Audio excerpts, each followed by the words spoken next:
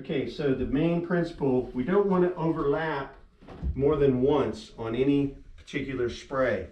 So I may want to go along here and cut in, but then I'm going to have a spray here where I go up and down. If I double that pass right here, I could get a run. So we want to put the paint on evenly. So there's some geometry or logic to how we spray. So I'm going to try to keep the longest pattern I can. I don't want to start and stop either.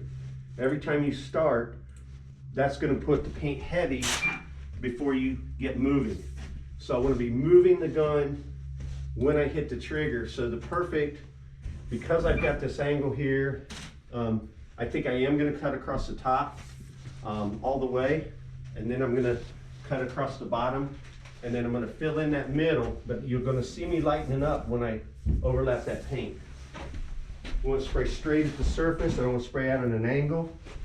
And again, I'm going to start spraying. I want to hit the trigger right there, or at least have it started, and then, okay? Now, we don't have a real deep groove in this. So we're not going to really have to worry about angling our gun. If we did have a deep recession, we might angle the gun back and forth. So we're doing a dark green finish on this, so we are priming in a black. And this is going to give us a real nice base coat and adhesion. We're using a product from Insulex called Aqua.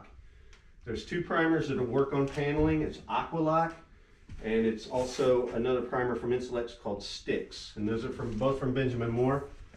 Sherwin-Williams doesn't even have a primer that will stick like this. So it's very important that you use the right primer, because if we get a primer that doesn't stick and this stuff scratches, you got a disaster.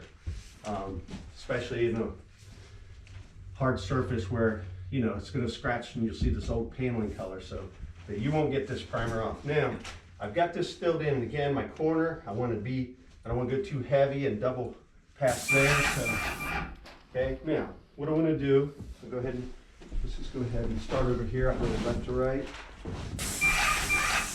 Now, I'm going to have consistent speed on the gun. That's going to control how heavy you're putting the paint on. And I'm going to have a specific distance. So obviously, if I get real close, this is going to pile the paint on. I like to be about a foot away, no more than a foot, then you're blowing a lot of overspray. And each pass is going to be half overlap. So here's the center of the spray. That's where I'm going to spray. So I am overlapping a little half there. And I'll just get a motion going here. I will start and stop just to show the procedure, but as I get more into it, I'm going to do a little move where I don't even stop. I stay on the gun. But if I stay on the gun, what that means is if I come up here and I stop and then go down, of course we're going to get a run here. So I'm going to do a half overlap.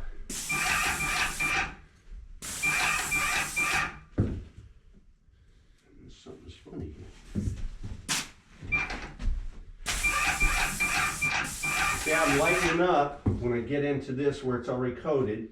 I'm just kind of blending in. I'm not starting exactly right here and getting a heavy. So we're moving.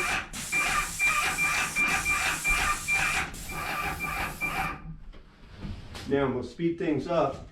I'm not going to stop and start, but I'm not going to be stopping in a direction. I'm going to come up and I'm going to kick the gun. What I mean by that is just a little kick, little kick.